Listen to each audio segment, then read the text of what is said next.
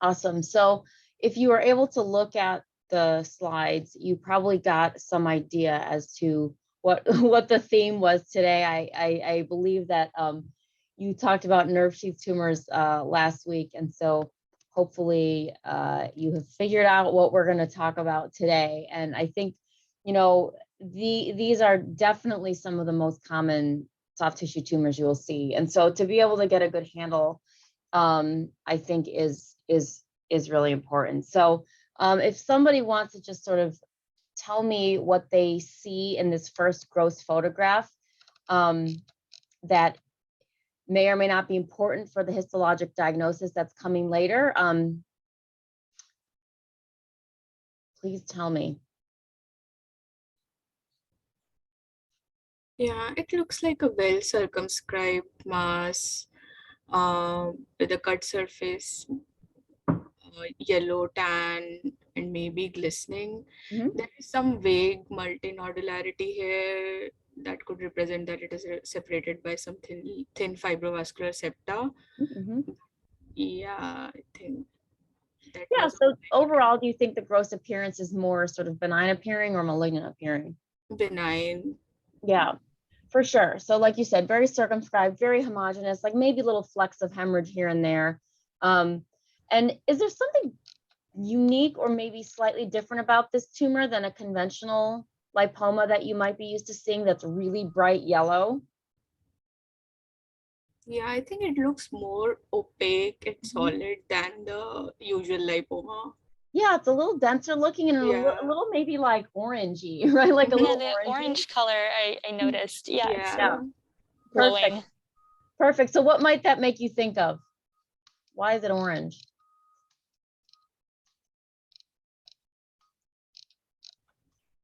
So the diagnoses on the next, yeah, exactly. Yeah, Right like a brown fat component. Right. So yeah, so the next two are the same tumor with just varying amounts of that brown fat component. So I think we may have seen one of these on an exam or something, but you know, I just wanted to put it out there. It's really not going to make a clinical difference whether you call something a lipoma or a quote unquote hibernoma.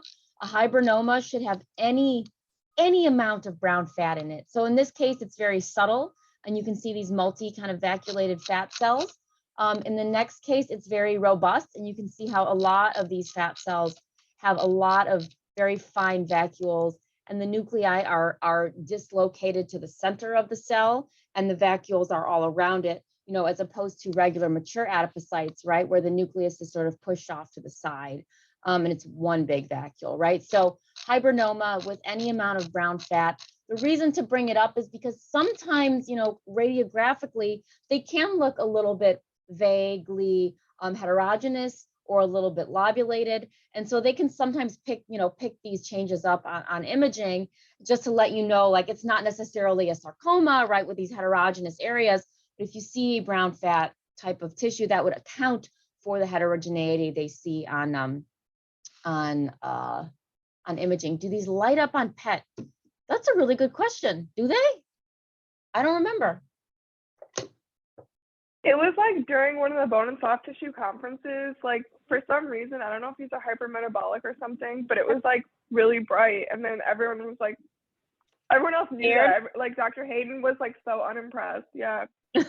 Oh, they were like, oh, whatever, it's a hibernoma. Yeah, it was like as bright as the sun. And they're like, oh, it's just brown fat. And I was like, oh, okay. Oh, okay. Good to know. Okay, thanks for the link, Heather. That makes sense, right? Oh, sorry, aren't they like full of mitochondria that are like busy?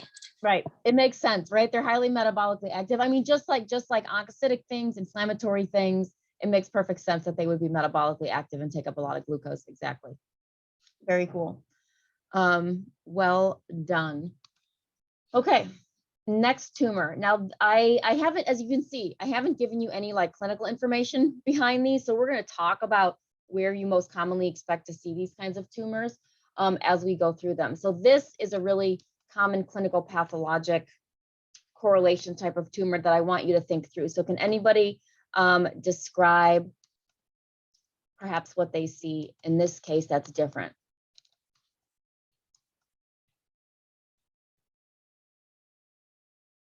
Yes, I could start. Sure. I'm seeing mature like adipocytic proliferation with here, here we have vascular proliferation, let's say capillary size, vascular component. It's more at the periphery, I believe, than in the center of the tumor. Yes, like here. I'm not sure if there is what is inside the lumen of vessels. There's thrombi, like fibrin thrombi. I'm trying to, yes, we have them. We have fibrin microthrombi. So that could fit well with angiolipoma. And where do you expect to find these on the person? So yeah, I believe in the upper limbs, like forearm, forearms in young adults, right? Yeah. And are they usually single or multiple? Usually they are multiple in 2/3 of the tumors. And since I think they are painful as well. Exactly. So just a really nice thing to look out for. Again, totally benign, but these generally run in four on the forearm. These generally run in families. So people are like, oh, everybody in my family has lumps on their arms. There's lots of them. Okay. They can also be on the trunk. So, you know, don't let that fool you. They can be more proximally located. They can be very fat rich and vessel poor. But generally, if you see somebody that's got like 3 lipomas coming off of their forearm, like really look hard for those vessels, because sometimes they're very sparse. But if you see any significant clustering of capillary size vessels, such as you see here, especially if they contain paler fibrin thrombi, that's really great for an angiolipoma, you know? So this is a really nice example because it has a pretty good amount of vessels in it, but sometimes the vessels are very sparse, such as in this field. But even then, in the right clinical pathologic setting, you certainly can call it an angiolipoma. And, you know, most lipomas have vessels, you know, because they still need a blood supply, but mostly they're like long and thin and singular and not clustered, right? And not so densely packed, and usually wouldn't have those fibrin thrombi. So let me just show you, you know, the thrombi compared to blood vessels, compared to red blood cells are just a little bit paler, right? So when you're looking for the thrombi, you want to be looking for a much paler pink as opposed to the very bright pink like here of the red blood cells. We had a good one, I don't know, somewhere up here. Yeah, like this, right? Like this is a little bit, it's still within a blood vessel. You can see the endothelium around it, but it's much paler pink as opposed to the brighter pink of the blood. So yeah, perfect. Angiolipoma, forearms multiple, young people, trunk, familial, awesome. Okay, next. I have a question about, is there a male predominance in that, or am I just misremembering that? Or an angiolipoma? Both, but I don't know if there is a I don't know. Okay, I can look that. That's an easy thing to look on the Google search team. Yeah.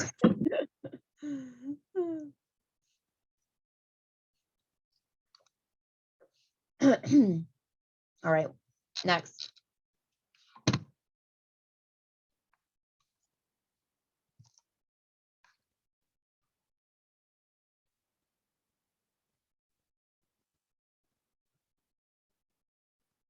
All right, now I'm going to start calling on people. So I'm going to start from the youngest. I don't know if you're actually the youngest, but I'm going to start with a first year. If you don't volunteer, I'm going to call on you. How about Emily? Can you describe what you see? Okay. So there are areas with more solid cell, like a solid area of cells with a collagenous background, and there's kind of an abrupt transition from the more fatty areas to the more cellular areas. And the cells kind of look spindled to me. And there's like interspersed fat throughout. Awesome. So you have a mixture of mature fat, of sort of dense collagen, and within the dense collagen these cells with elongated nuclei. Exactly. So do you have yet a differential, or do you want to pass that along to somebody else? I was thinking maybe a dedifferentiated liposarcoma. Okay. Or does at least in this field, does it look overtly sort of hypercellular, mitotically active, pleomorphic? No. Not quite. Yeah. So it definitely has cells in it, but we don't always necessarily have to jump to malignancy with increased cells in fatty tumors. And this is sort of the next block that we're going to be talking about. So anybody else have a differential? Maybe like a spindle cell lipoma. Yeah, maybe like fibrous variant of spindle cell even. Okay. So tell me what you know about spindle cell lipoma. Anybody who said that? An old lady in the scapula, typically. It's like that's the classic. Like back of the neck, like back of grandpa's neck. Back of grandpa, yeah. As Archie would say. Classically, an older male, back of neck, shoulder, scapula, so kind of a nice, head and neck bone and soft tissue overlap. Jasmine is saying loss of RB, looks like myofibroblastoma. Great. Okay, so right. So things to remember about spindle cell lipomas is, yes, they tend to classically be in this posterior neck, back, shoulder of older males, but can happen in many other areas as well. They can have any various combination of ropey collagenous stroma, mature adipocytes, and these nice, very, in my opinion, bland, kind of almost cigar-shapy spindle cell nuclei that are compressed by the collagen. And they are defined by, the genetic anomalies and the immunohistochemical correlates, both of, like you said, CD34 positive and loss of retinoblastoma gene. Exactly. So when we are working these up, we'll generally say, do the CD34 to show that these spindle cells are CD34 positive. We can also do the retinoblastoma stain to show that there's loss of RB expression in the spindle cell nuclei. And so there is a spectrum of tumors that are retinoblastoma lost, including spindle cell lipomas, including the mammary type myofibroblastomas, these ones that you can see even like down in the milk line / genital, tract or genital, region. These are all spectrum related, right? So these are all retinoblastoma loss related tumors, and they all have some various combination of either these very bland, blunt spindle cells with ropey collagen, if they are like a pure myofibroblastoma, or if they have the associated fat, generally a spindle cell lipoma. So it's kind of this spectrum of diseases that all has morphologic similarities that is manifest in this genetic homogeneity. Does that all make sense? Yeah, exactly. 16q. Sometimes I think 13q, but yeah. And so for fatty tumors, 13 as well. For fatty tumors, we don't always do the genetics unless there is a diagnostic challenge and you're really trying to make a difference that's going to RB on 13. Yeah. But I think you can have loss of 13 and 16 in these guys. Yep. And so thanks for clarifying all of that. So the genetics will help if you think that there's going to be some clinical change that's going to be made based on these types of tumors. The most important clinical change we're still yet coming to. So far, all of these have been benign, right? So far, all of these have been benign. Angiolipomas don't have a characteristic genetic anomaly. We don't even know if they're actually tumors. They may just be hemangiomas involving fat, So that's the only one so far that we really don't have a genetics for is angiolipoma. The next one, arguably, on low power is kind of similar, right? It's kind of this hybrid of fat and some collagenous tissue. But did anybody see anything perhaps somewhat more remarkable or striking? Yeah, there was some pleomorphism and florid giant cells in there. Awesome. Yeah, So what do you like think? otherwise, yeah, so otherwise the morphology was same with ropey collagen and spindle cells, but they are just more pleomorphic with multinucleated giant cells. So like I thought of it as pleomorphic lipoma. So But what? I had, yeah, but I had one question regarding this case, like how to really differentiate it from atypical pleomorphic lipomatous tumor, just by the absence of lipoblasts, I guess. So, okay, let's pause for 1 second. Let's first start with the similarities between spindle cell and pleomorphic lipoma. So yeah, I agree, Reham, there is a little bit of mixoid. I'm not sure whether that's just the staining pattern here, but there's sort of a mixoid background. There's definitely ropey collagen. And within the ropey collagen, not only are there, spindle cells, but they have large nuclei. They are somewhat hyperchromatic. And in many areas, you can see that there are these multinucleated cells that have these sort of almost ring or wreath-like appearance that Manisha was discussing that are very, very there's a nice one, characteristic of the so-called pleomorphic lipoma, which is on a morphologic spectrum, right, with spindle cell lipoma. So spindle cell and pleomorphic lipoma are both CD34 positive, are both retinoblastoma lost. It's just a matter of how many short, blunt spindle cells do you have, and then how many more of these sort of more enlarged wreath-like cells do you have. What you shouldn't really see are mitotic figures, necrosis, hypercellularity. So your question, how do you differentiate this from an atypical lipomatous tumor or from an atypical spindle cell pleomorphic lipomatous tumor? Because those are the second one. The second one. Okay. Yeah. So what Manisha is getting at is actually might be a nice time to bring this up. So if you click on the attachments link in your PowerPoint, there's actually a link here to the paper that described these so-called atypical spindle cell pleomorphic lipomatous tumors. And I put this here because this is probably the newest suggested diagnosis of all of these lipomatous tumors in this presentation and on this chart. They've all been well known and well studied for quite a while, but there is this new-ish entity of so-called atypical spindle cell pleomorphic lipomatous tumor that is a more atypical spectrum of spindle cell / pleomorphic.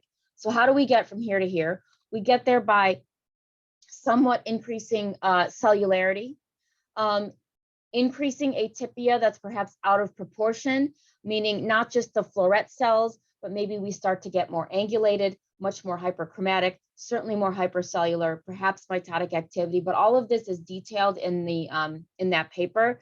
But I agree, where to exactly draw the line can be challenging in a lot of these cases, even from well diff to D diff. Sometimes where do you draw the line? And so we'll talk about some of these issues, but the bottom line is there is no clear line. It's just more of is atypical spindle cell lipoma? Yes. So all of these. So spindle cell lipoma, pleomorphic lipoma, and atypical spindle cell / pleomorphic lipoma are all 13q retinoblastoma lost. And so, as we'll talk about, there's no bad effect of there's no bad downstream of a lipoma. There is a intermediate sort of aggressive, locally recurring tumor that is thought to be more locally recurrent than just a plain spindle cell pleomorphic lipoma. If you take it out, it shouldn't recur. But some of them that have the RB loss, that have increasing cellularity, that have increasing cytologic atypia, are at more risk for recurrence. So again, it's sort of a spectrum where you will not really metastasize, but you have more of an increased risk of local recurrence. And this is differentiated from what we'll see very soon, which is just a pure atypical lipomatous tumor that is genetically not RB lost. I'm just going to give it away, right? It's MDM2 gained. It's 12q gained. So the next category of discussion is this MDM2 category, right? So the way I like to think about lipomatous tumors, I'm not really focusing on the genetics of let me just clear my drawing of the benign ones, but they are listed here, right? So we see chromosomal anomalies in hibrinomas. We see chromosomal anomalies in lipoblastomas, which I have not here given you example of, but we can talk about it at another day if you want to.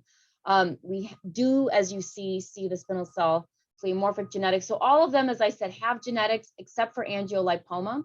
And so if you really like to categorize them sort of conceptually, I like to think about fat for those reasons based on these genetic sort of columns, okay? And so if you want more detailed information on the exact criteria, I would argue to read that paper because it's probably the best resource that we have on where to draw that line. Certainly, if you're thinking of something, if it's AAD inheritance, is assumed that there is genetics for angiolipoma. I mean, it's assumed that it's probably there. We just haven't been able to find a clonal genetic anomaly in the tumor itself. So there may be something in the background human in their germline DNA. We just don't know it. Right. Okay. All right. Questions? Okay. So the next type of tumor, I think you're probably guessing where we're going already. I put these two pictures here because just like with a hybrinoma, where you can have a lot of mature fat and a lot of brown fat, with this next tumor, right, you can have a lot of mature fat and then more of a kind of an opaque kind of spindly fat type of tumor as well, right? So don't always let the gross appearance always dictate the diagnosis. It's always a combination of the gross and the histology, right? So both this tumor, which is very glistening and shiny and mature fat-like, and this tumor, which is arguably a little more opaque, has a little more fibrous septations, almost like a little kind of cystic area here, both end up having the same diagnosis, okay? And so I'm sure you're going to tell me what that diagnosis is. So we'll start here, since it's the next slide. Who wants to tell me what they think is going on here? Okay, so this is like somewhat well circumscribed from the low power. I can't quite, it's part of the lesion, but it's got sort of like a well circumscribed edge with a little bit of a lobulated. It's got that, so it's got a adipocytic proliferation here that you're zooming in on, and they are adipocytes of varying sizes and maturity. I think on higher power, I found some lipoblasts, predominantly univaculated lipoblasts, and they're in sort of this kind of myxoid background. And in other areas, there's more like myxoidy, like loose myxoidy stuff in the here. So here there's sort of a myxoid background, spindled appearing cells in a myxoid background with these sort of curvilinear, thin-walled vessels that could be sort of chicken wire. That's one of the buzzwords. I don't think it looks like that, but maybe this is a variation of it. And in another area, I found sort of like a darker, like brown blue cell component, I thought, off to the upper right of the slide, right there, that little area of more bluish like color on high power caught my eye, and then I zoomed in and it looked sort of more of they look kind of like homogeneous ovoid brown blue cells with indiscrete cell borders. So putting it all together, I think this fit very well for myxoid liposarc. That's what I thought. Okay. Is there anything in these background cells that is gonna maybe tip you away from myxoid liposarc? Anybody? There are some atypical stromal cells Yeah. in Yeah, between. slightly funny looking cells in the background. Orion saying potatoes. I like that word. Yeah, there was that. So yes, atypical ALT and WDL well-differentiated liposarc was on the differential. So yeah, actually, I have written here, when you see a myxoid stroma, think atypical lipomatous tumor / well-differentiated liposarc more than myxoid liposarc. So I guess, yes, that's on my differential. I just thought that the myxoid component really convinced me here as an inexperienced person. Pitfall. It's a pitfall. Yeah. You caught the pitfall. So okay. Yeah. So we're gonna see a real myxoid liposarc. Hell, why don't we just look at it right now? So now we're in the liposarcoma group, right? And for the liposarcoma group, there are generally those three genetic regions, right? There's the ALT, well-diff, D-diff, that's the MDM2 CDK4. That's the myxoid round cell, right? That's the DDIT FUS. And then there's the pleomorphic, which is non-specific complex karyotype, okay? And so not only based on morphology, subtle changes, also location and genetics, we can generally always sort these out, right? And so the easy thing to do if you're between the myxoid and a myxoid variant of a well-diff is to do the MDM2 CDK4, right? But before you even get there, you should have a suspicion, as was caught by some of these folks, that these individual pleomorphic cells are too much for myxoid liposarc, just too much. So myxoid liposarcoma in its classic form is generally a very much more monotonously, kind of homogeneously cellular and bland looking nuclei. So still abundantly myxoid, right? Beautiful curvilinear vessels. But if you kind of scroll around these fields, you will see that there is not a nucleus that's 3 times as large as the neighbors, right? It just doesn't exist. And there may be 1.5 times variability in size, but really, really monotonous. And so when you start to see some jump out at you, jump already in your head to the myxoid variant of well-diff. And so, yes, you see myxoid stroma. Yes, you see curvilinear blood vessels. Yes, you see nice, in this case, multivaculated and univaculated lipoblast. The thing being, in an MDM2 kind of sarcoma, you can still have myxoid stroma, curvilinear vessels. You can have occasional liploblasts, although you don't need them for diagnosis, right? And so in this case, you would certainly be more suspect of an MDM2 related tumor because of these atypical cells, and you can prove it genetically. And so that's that. So yes, this would be the well-differentiated component. So then your question of when do you go more, right? When can we always take that next step from the top box to the middle box, from the middle box to the bottom box, right? Like that's always a question you have to ask yourself. Can it be worse? And so arguably in this one field, there is some increasing cellularity, perhaps not round cell, but maybe a little more elongated nuclei that might make you wonder about a transition, right? And so we'll get to more examples of this, but with dedifferentiated liposarcoma, similar criteria apply. You want hypercellularity, you want loss of fat, you want increased mitoses. Some papers say 5 per 10 high power fields. You can or may or may not have necrosis, but there is information out there of this so-called low-grade dedifferentiated liposarc, where it's getting a little hypercellular, but it may not be quite as mitotically active, and maybe it doesn't have necrosis yet. There is a suggestion out there of so-called low-grade D-diff liposarc that is not the conventional high-grade necrotic, mitotically active, ugly pleomorphic sarcoma. So arguably, this tumor may be reaching that. It's a focally hypercellular. I don't see mitoses. It's only a small focus. So maybe it is so-called starting to low-grade dedifferentiate, okay? And this can happen whether the tumor is in, what are the 2 main sites that we see these types of tumors? extremities and retroperitoneum Or and deep, spermatic yeah, cord. depending on the name. Right. So deep trunk and extremities, and then retroperitoneum. Exactly. And so when you're in the deep trunk, generally it's an ALT. When you're in the retroperitoneum, it's a well-diff liposarc, just nomenclaturally, even though the morphology is the same.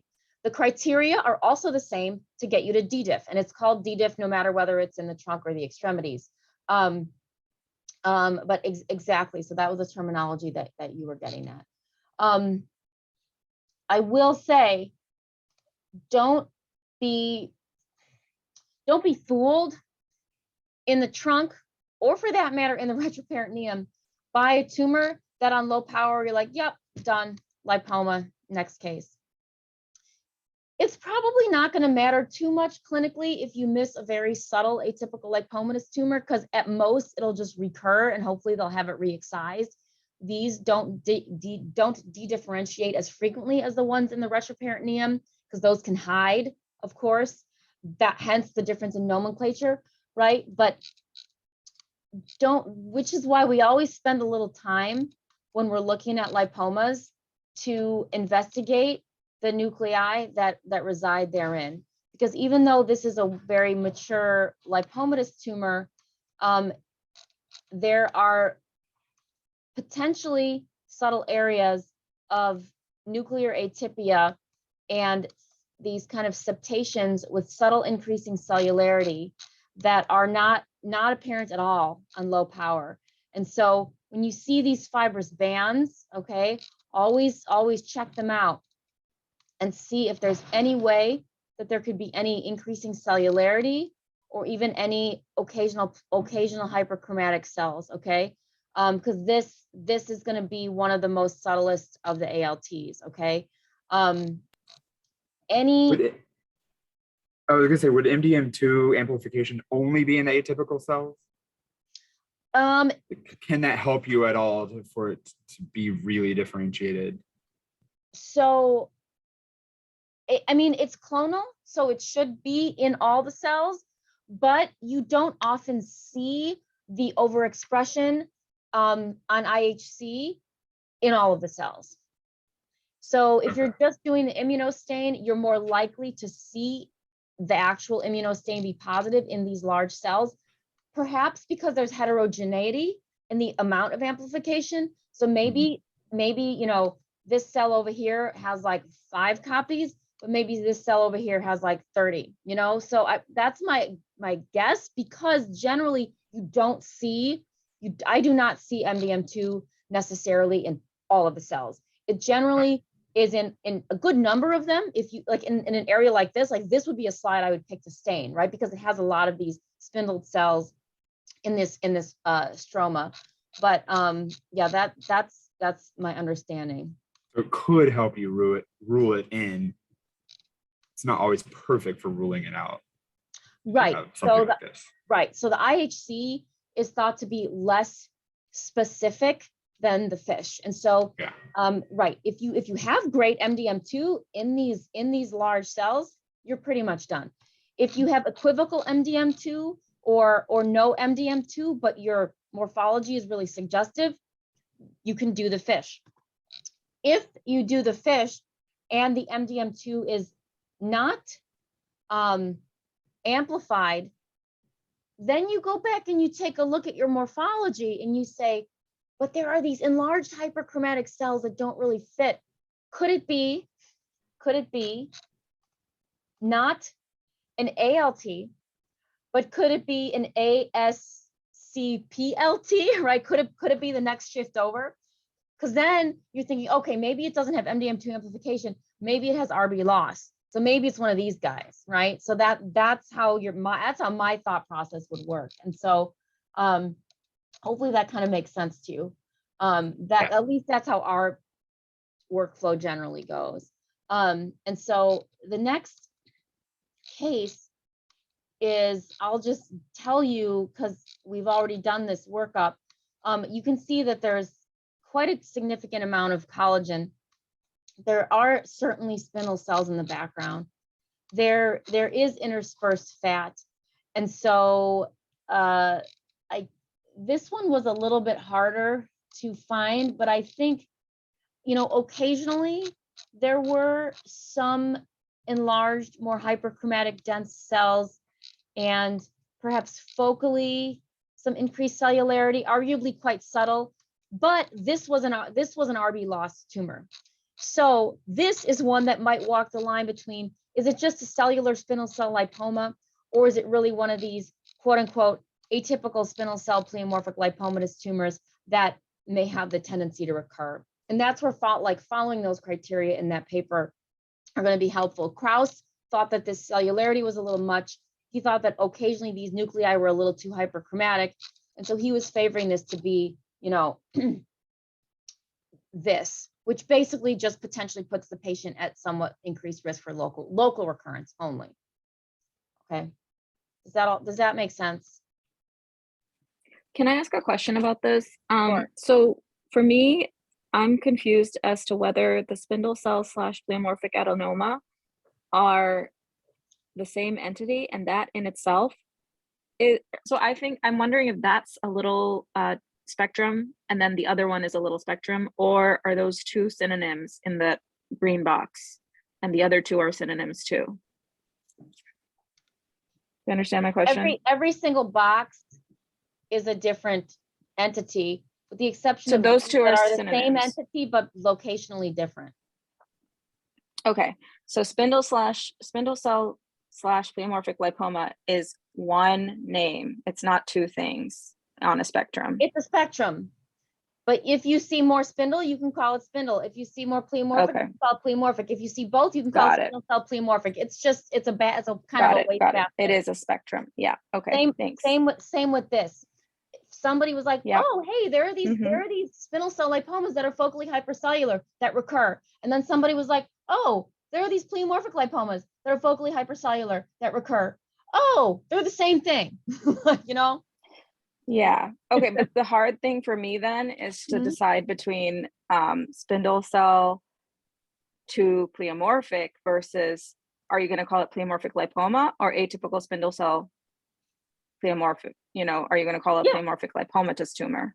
Right. So okay. that's a matter. That's the hard thing. That's the hard thing. Exactly. That's the hard thing. And I'm not giving you specific criteria because this is a relatively, new-ishly developed tumor in which the criteria are still being kind of, same with well-diff to D-diff, 20 years ago, I was like, yep, it's got to be hypercellular, have 5 mitoses per 10 high power fields, done.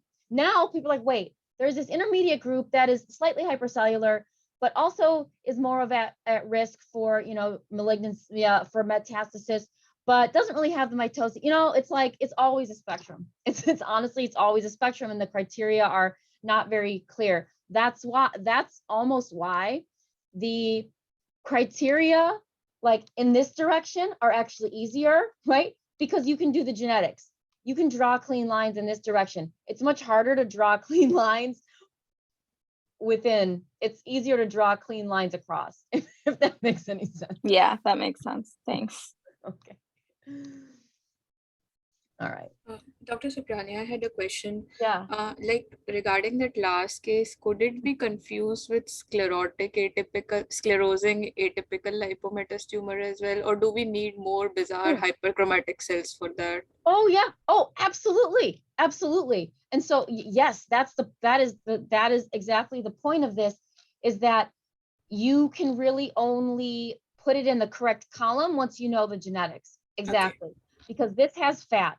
It has isolated enlarged hyperchromatic cells. Exactly. And so step 1, do the MDM2 and the RB immunostains. If you're uncertain, do the MDM2 and the RB, FISH. Exactly. Exactly. And that will put you in the correct box, because you can certainly look at this and see, a field like this and be like, oh yeah, that's an atypical lipomatous tumor. Yeah. Exactly. But it's not. It's an RB loss tumor, so it's an atypical spindle cell / pleomorphic lipomatous tumor. Got it. Exactly. I realize that these terms are long and these terms are confusing, but if you basically think about it in a fashion of, is it completely bland, no hyperchromatic atypical cells except for the rosette kind of ones in the pleomorphic? are there enlarged, hyperchromatic cells and or some hypercellularity, then you're in one of these two categories, right? So yes, exactly. So the last one, you called it an atypical spindle cell and not a pleomorphic lipoma? This one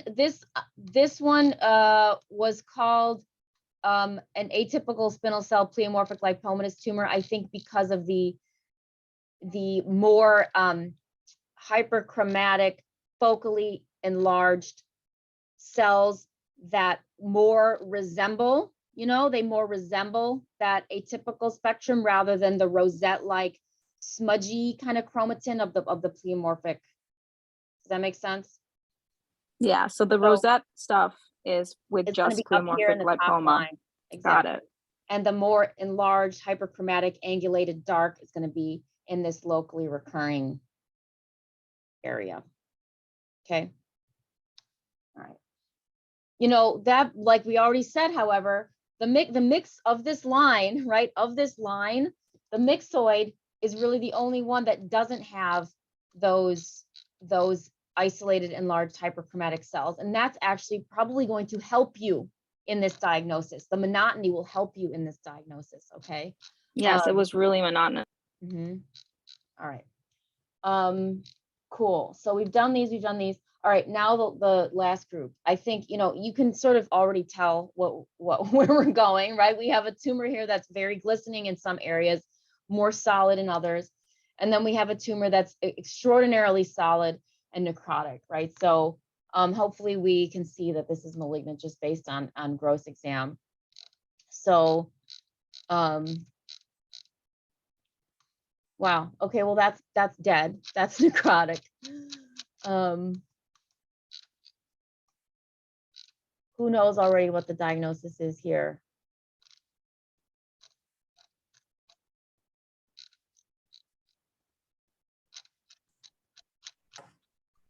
The D diff, like was there? Yeah, like a D diff. Yeah, there's necrosis. Presumably. So in this one field or this one chunk of tissue, let's say, are we yet at D diff? No, not yet. But then the one to the right of it, possibly, because it looks very hypercellular, even at low power. Yes. It no longer looks, really so much like a fatty tumor. It's nice that there's fat in it, but yeah. Right. I guess if it was more cellular, it'd be harder to tell this is from a liposarcoma. Right, exactly. So this is the sort of classic example of the transitional phase between a well diff and a D diff. And this particular case, I believe, is a retroperitoneal, right? And so, the point about myxoid versus myxoid variant of well diff is that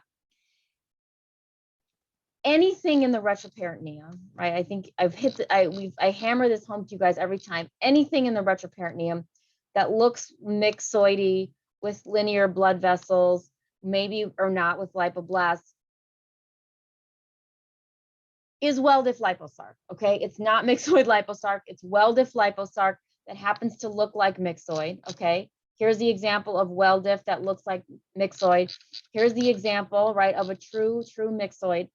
The only time you're ever going to get a true myxoid liposarc in the retroperitoneum is if it's a metastasis from the trunk or extremities, right? And so now, once we're in the DDI-T3 FUS group, we are essentially nearly always in the extremities, okay? And generally in sort of, the myxoid can happen in younger people, right? But this is a retroperitoneal tumor. This is a myxoid variant of well diff. Not only the location, right, but also the morphology of these guys, right? These guys are not myxoid liposarc. These guys are well diff liposarc. So this would be the quote unquote myxoid variant of well diff liposarc. And as you already pointed out, this would be the more, high grade cellular, just D diff component. Okay. I think it's important to, hopefully this is not, I'm sure it's repetitive, but hopefully it's helpful. Shall we, I'm going to skip to, so myxoid are generally resected, but just like any soft tissue tumor, depending on if they're in a challenging spot for surgical resection, they can sometimes undergo preoperative treatment. And so this person did. And so I just wanted to show you what treated myxoid liposarc can look like. And so when we talk about treatment effect in sarcomas, you know, there's a lot of emphasis on, you know, necrosis. Oh, percent necrosis. Well, I just want you to reframe your thoughts for treatment effect, that treatment effect doesn't generally always mean necrosis, okay? Treatment effect can include necrosis, but in this case, treatment effect is increased deposition of stroma, right? And so the best thing for you to do is to compare the morphology of the biopsy, right, with the morphology of the resection and say, what's the cellularity like? What's the stroma like? Because arguably in these areas, this is like, I don't know, 80% treated, even though it's non-necrotic, but there's only very few lipoblast left in here. If you look in another area, it's arguably less treated. There's sort of more lipoblast, right? So always just be mindful that that treatment effect, it can also mean stromal change, stromal fibrosis, stromal collagen, also necrosis. We just don't happen to actually see necrosis in this treatment effect, okay? Does that make sense? That's not just for fatty tumors, that can be for any tumor. I think you guys who were presenting at Tumor Board a few weeks ago, you all saw that case of treated Ewing sarcoma. That was just it was basically just a ball of collagen. It turned the entire bed of Ewing's into a ball of collagen, not a single necrotic cell, not a single tumor cell, okay? But that would be 100% treated. Okay, cool. Questions? All right, somebody can take the next one, please.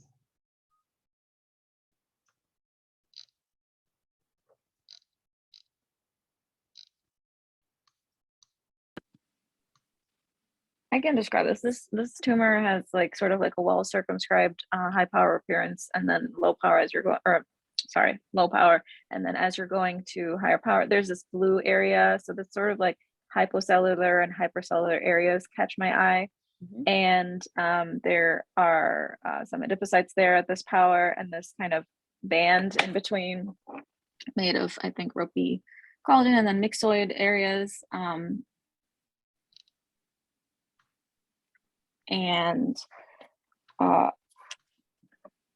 So then they've got this sort of nondescript, kind of homogeneous looking spindle to ovoid cells and a myxoid background. And then there's these darker ovoid cells in sort of like another pinker myxoid background. And they have a little bit of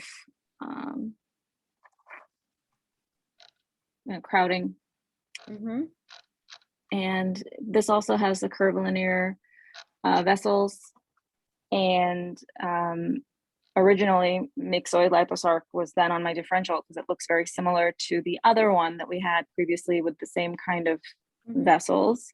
Mm-hmm. And depending on the location, probably I would consider ALT, well-diff liposarc instead with a myxoid component.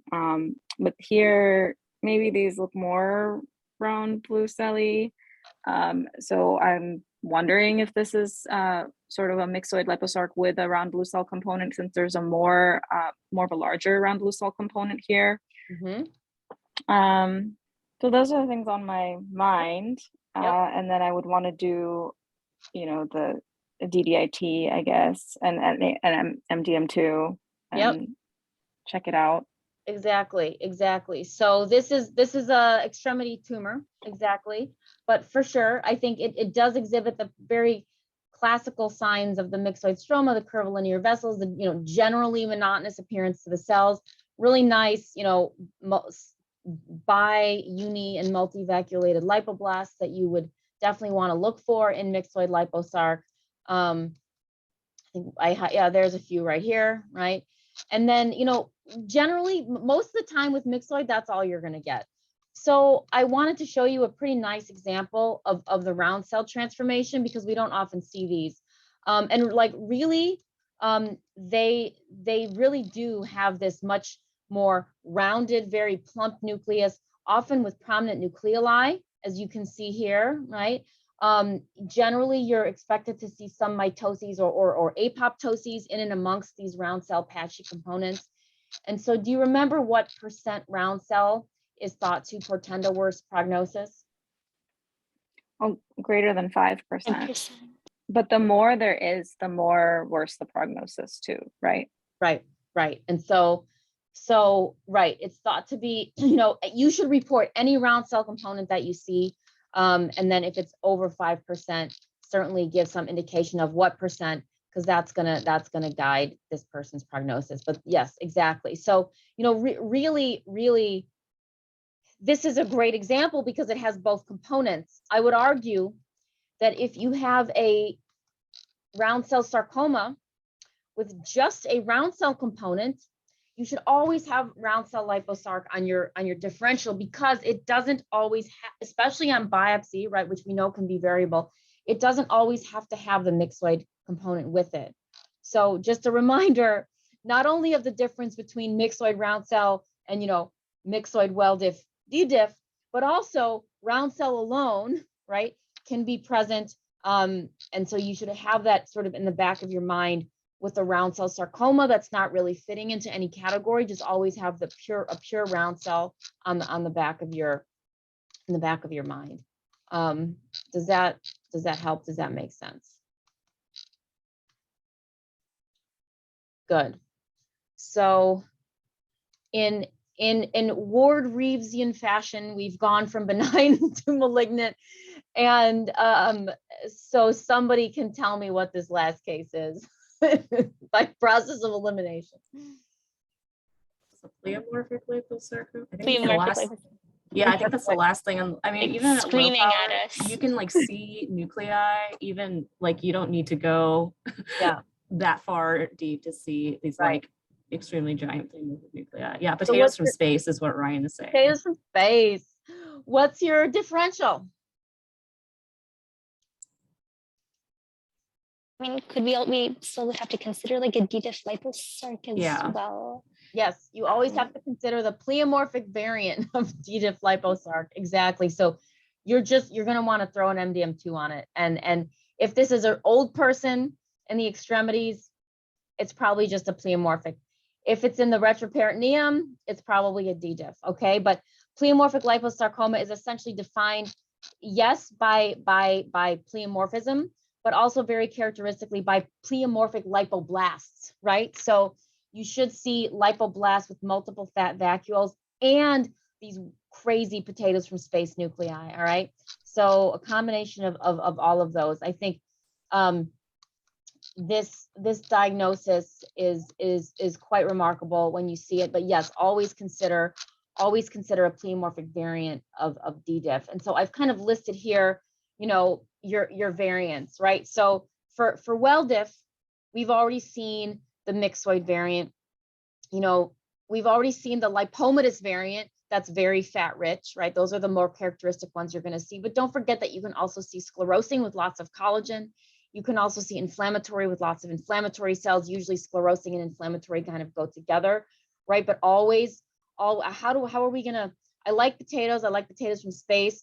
So there should always be potatoes, right? There should always be some dark hyperchromatic something in there to make you think that that's what we're doing. In the D-diff component, right, you can have the characteristic spindle cell. You can even have a round cell, right, variant of D-diff liposarc, as Magna was suggesting. And you can certainly have a pleomorphic variant of D-diff liposarc, right? So the morphologies are overlapping. So always look for a pre-existing well-diff component that may help you differentiate between, and always confirm certainly with the genetics, okay?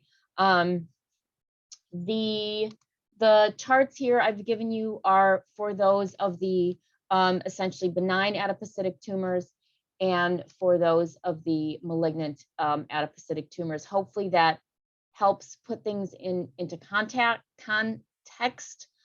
when you're looking at these. And I don't know, I think this is, I don't know, I just put this chart together now, not now, this past week. I think it's hopefully helpful for you, because it's helpful for me to think about what box I can be in, right? I have a question about the atypical lipoblasts that are in pleomorphic liposarcoma. Yeah. Is there any other entity that has those kind of lipoblastic, or like the weird ones that we saw here?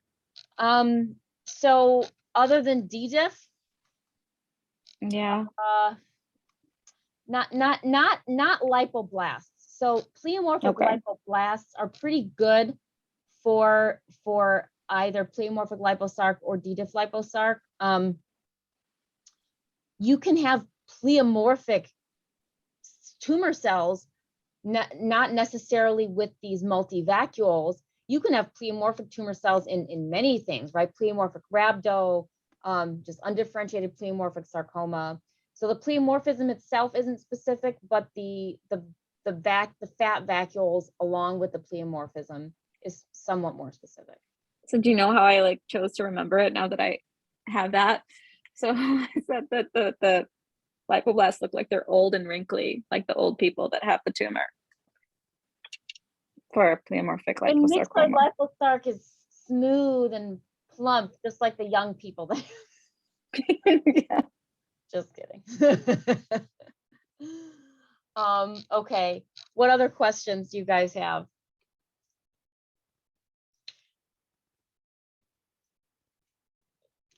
So I know that, all right, let me stop recording for a second here. I know that